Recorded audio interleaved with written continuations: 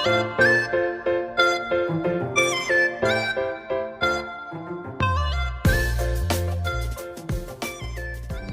datang di Podnos, Podcast Nostalgia. Bersama saya Eka akan menemani kalian dalam perbincangan seru tentang bagaimana media belajar telah berevolusi dari buku yang klasik hingga kecerdasan buatan atau AI yang kini semakin canggih. Eits, tapi aku nggak sendirian loh. Hari ini aku ditemenin sama teman aku nih. Apa dong? Halo Sobat Podnos, kenalin aku Asman yang akan menemani host kita pada podcast hari ini. Salam kenal. Oke, baik. Jadi topik kita hari ini adalah dulu versus sekarang.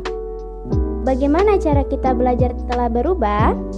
Sebelum kita ke pembahasan inti nih, aku mau ajak kamu dan teman-teman yang lagi mendengarkan podcast ini untuk bernostalgia. Sesuai tema podcastnya ya, baru mulai udah langsung diajak nostalgia. Buku adalah sumber utama ilmu pengetahuan. Buku selalu dianggap sebagai jendela dunia. Setiap hari, kita membawa buku teks tebal ke sekolah, membaca materi, dan menghafal teori-teori dari halaman demi halaman. Buku-buku ini penuh dengan informasi yang disajikan secara terstruktur, dan meskipun bentuknya fisik, buku memiliki kekuatan yang luar biasa untuk menghubungkan kita dengan dunia luar. Bahkan ketika buku itu sudah rusak, kita tetap pakai.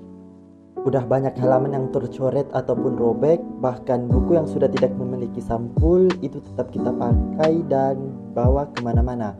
Soalnya yang rusak itu cuma tampilan atau fisiknya, bukan ilmunya. Betul sekali, walaupun secara fisik atau visual bukunya udah rusak, tapi ilmunya nggak bakal ikutan rusak, ya kan? Tapi mari kita jujur, keterbatasannya juga pasti ada. Belajar tentang sesuatu yang kompleks, misalnya anatomi tubuh manusia atau sejarah dunia, terkadang sulit dipahami hanya dengan teks dan gambar dua dimensi. Kita harus membayangkan sendiri, merenungkan konsep-konsep, dan menginterpretasikan teori-teori tersebut. Kalau kita mundur beberapa dekade ke belakang, buku adalah alat utama dalam pendidikan. Generasi sebelumnya, dari baby boomers hingga sebagian besar generasi X and Y, belajar melalui buku teks, catatan tulis tangan, dan papan tulis.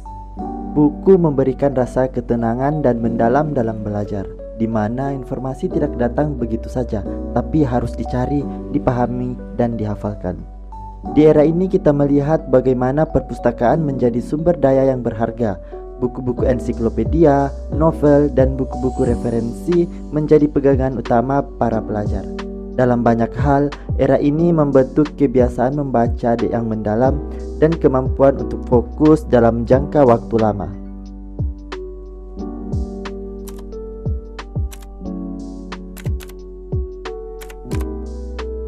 Lalu datanglah era internet di penghujung tahun 90-an dan awal tahun 2000-an. Internet membawa gelombang perubahan dalam cara kita mengakses informasi. Bukan lagi hanya mengandalkan buku. Kita mulai belajar dari artikel online, video tutorial, dan berbagai sumber digital lainnya. Wikipedia menggantikan ensiklopedia, dan e-book mulai menjadi pilihan utama. Tapi yang menarik dari masa transisi ini adalah kombinasi antara metode belajar tradisional dengan digital. Banyak orang yang masih menggunakan buku sebagai rujukan utama, namun mulai mengkombinasikannya dengan pencarian online untuk informasi yang lebih cepat dan terkini. Sekarang kita berada di era yang benar-benar baru, era kecerdasan buatan atau AI.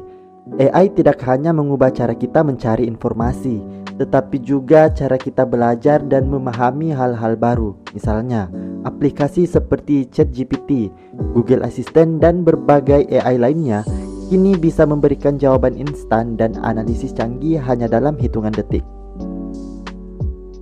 Di dunia pendidikan, kita melihat platform belajar berbasis AI seperti Khan Academic yang menggunakan algoritma untuk memahami gaya belajar masing-masing individu.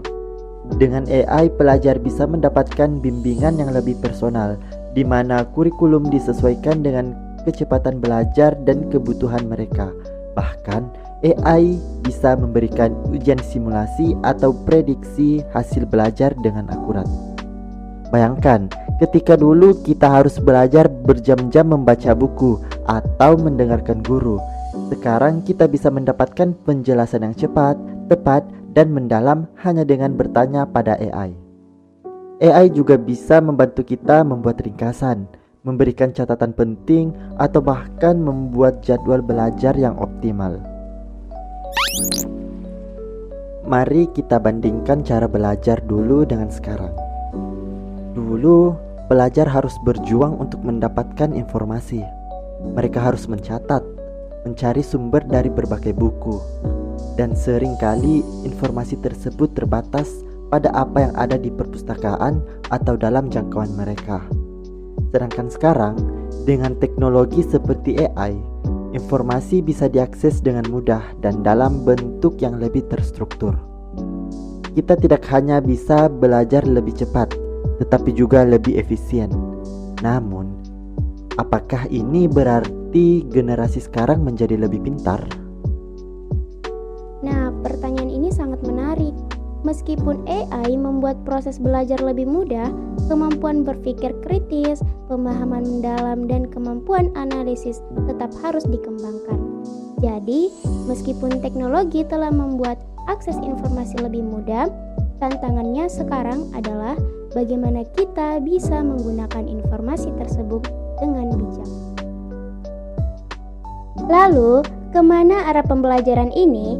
Teknologi AI masih terus berkembang, dan di masa depan kita bisa melihat AI menjadi lebih terintegrasi dalam kehidupan sehari-hari. Mungkin di masa depan AI akan menjadi guru virtual kita. AI bisa menyesuaikan gaya mengajar dengan cara belajar masing-masing individu. Bahkan, kita bisa membayangkan ruang kelas virtual yang benar-benar dipersonalisasi, di mana AI tahu kelemahan dan kekuatan kita dan membantu kita belajar lebih efektif. Namun, ada juga tantangan etis yang muncul. Bagaimana dengan privasi data? Apakah dengan menggunakan AI kita menyerahkan terlalu banyak data pribadi kita? Ini adalah pertanyaan-pertanyaan yang akan terus dibahas di masa depan. Demikianlah perbincangan kita hari ini tentang evolusi dari buku ke AI. Perjalanan dari metode belajar tradisional hingga teknologi canggih ini memberikan kita banyak pelajaran tentang bagaimana manusia beradaptasi dengan perubahan. AI memang mempermudah banyak hal, tetapi tetap ada nilai dalam proses belajar yang lebih manual seperti membaca buku. Sekian podcast hari ini. Jangan lupa untuk mendengarkan podcast kami di episode selanjutnya di Podnos Podcast Nostalgia bersama saya Eka dan tamu saya Azman. Mengucapkan terima kasih. Thank you. Arigato. Share. Kamsahamnida. Syukron. Dadah. Dadah.